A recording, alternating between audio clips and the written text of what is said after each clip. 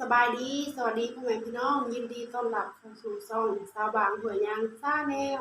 มื้อนี้สาวบางกับสิพาพ่อแม่พี่น้องมากินอ่าลวกกุ้งกับลวกหมักไข่ลังเนาะพ่อแม่พี่น้องกับมีลวกผัก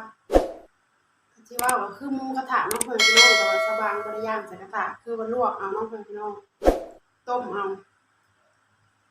เต็มถ้วยพ่อแม่พี่น้องพุ่นน่ะ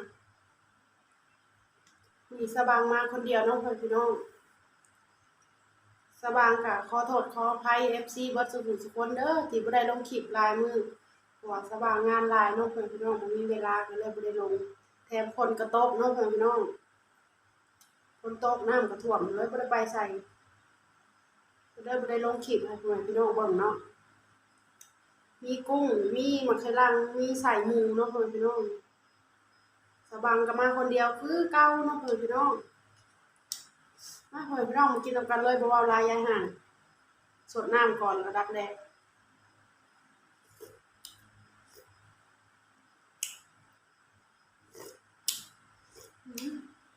แซ่บมากับน้ำจิ้มโอ๊ยเหี้ยน้ำจิ้มแซ่บๆเนาะเพื่อนพี่น้องพลังอืม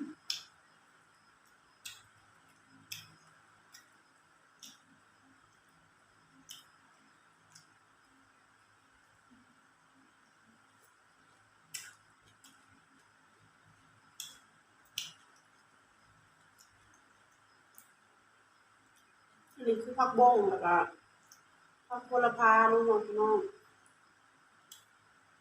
แล้วก็ผักตังโอแล้วก็ผักขึ้นช่าย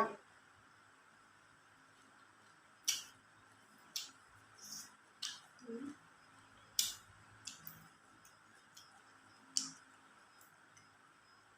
สดน้ำร้อนจะได้มีแฮงอืม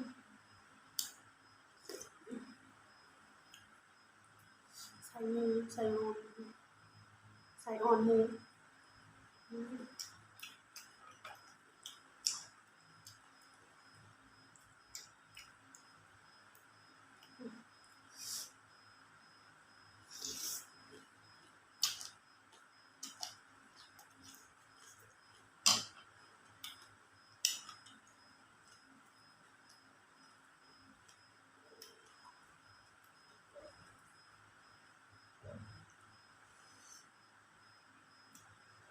ผักหลายๆ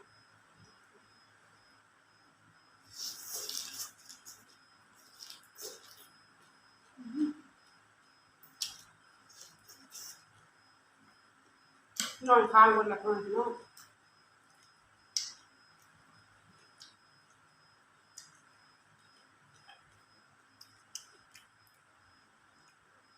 ใส่น้ำอืม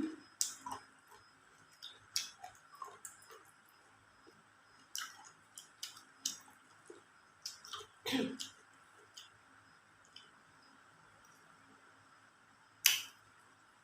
ัวกุ้ง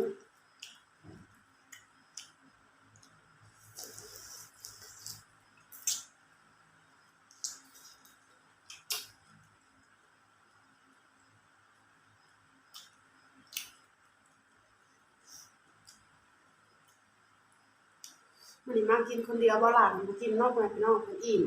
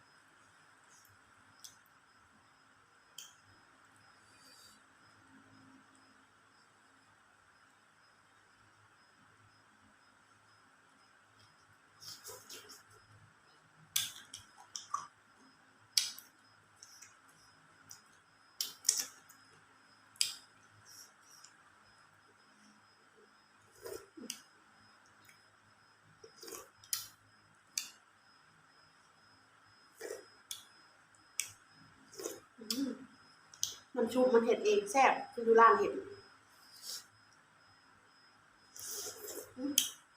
หอมๆ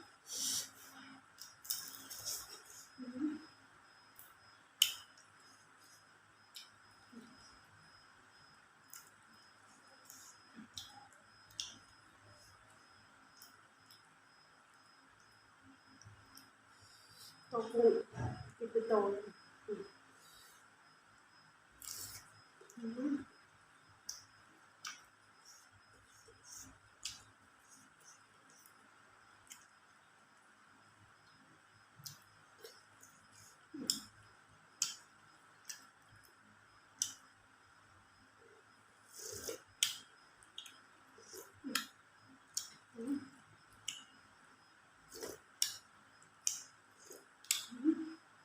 แซ่บ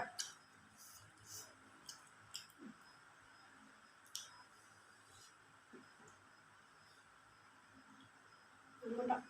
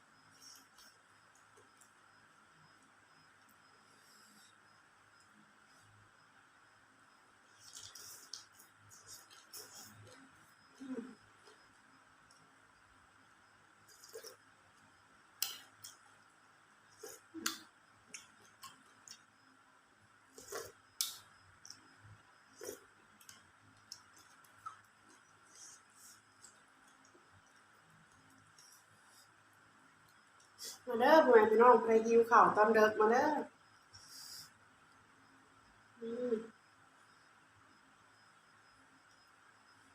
กุ้งตัวใหญ่ๆหยอดไปแล้ว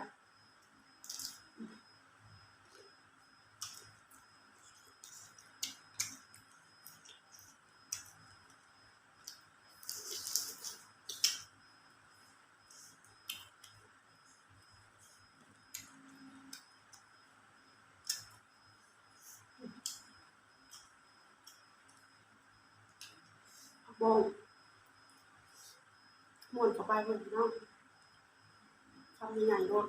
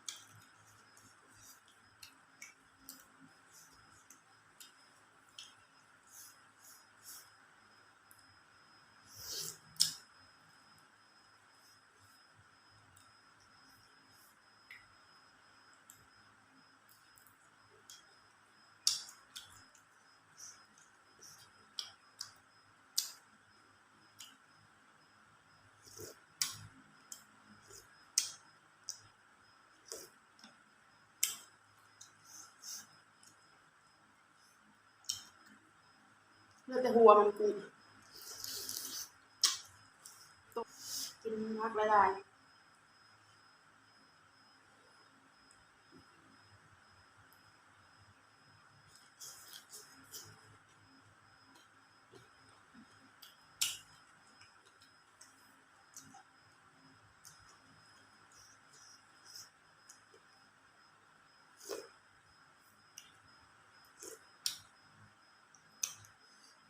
แซ่บๆพี่น้อง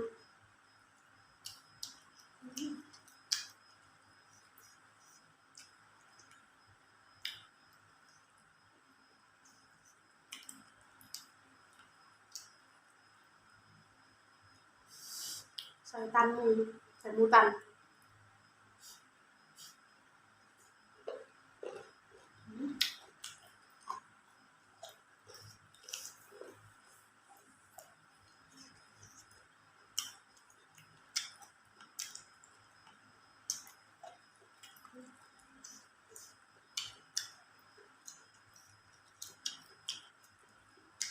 ตันหมู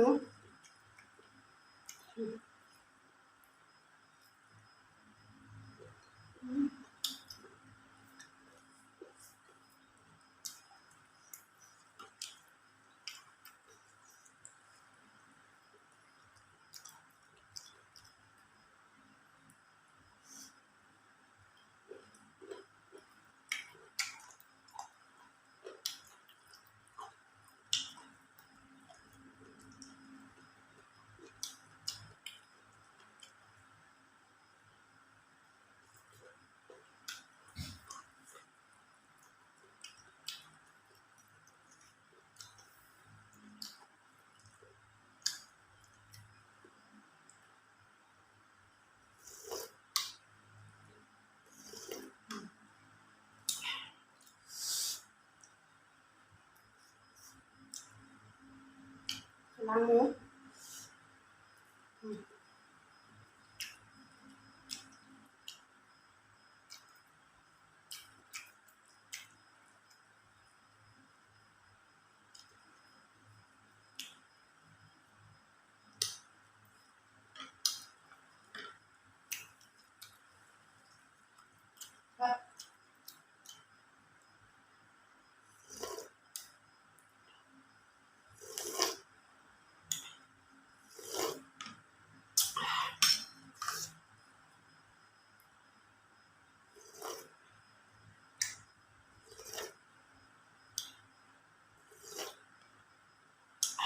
แซ่บสดน้ำซุปมันมีแห้ง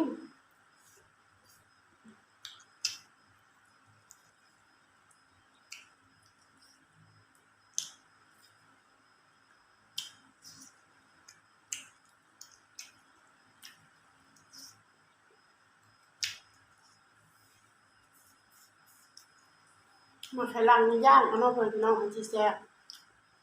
ย่างกินคือเฮาย่างหมูกระทะ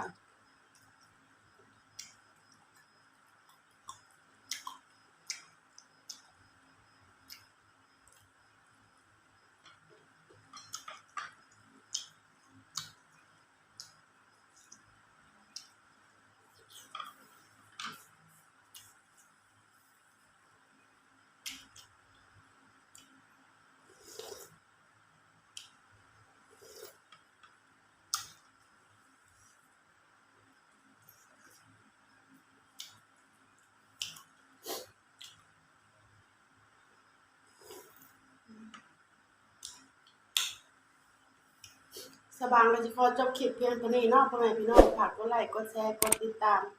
ต้องสบางหัวยางชาแนลเด้อพ่อแม่พี่น้องเพื่อสิได้มีกำลังใจเฮ็ดคลิปใหม่ๆให้พ่อแม่พี่น้องได้เบิ่งได้ชมนำกันเนาะสบางก็สิขอกล่าวคำว่าสบายดี